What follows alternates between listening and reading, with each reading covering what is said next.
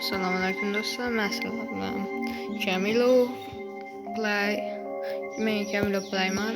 Yangi meni tanimasangiz kerak. Men hozirgi 99 da kodlarni yozib o'rganaman. Birinchi kodimiz hamma bilgan shekilli after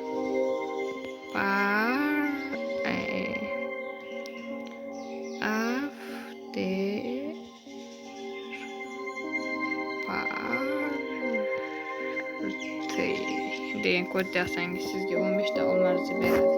Men olgan masala olinglar. Va Sonyoniga borib turib yay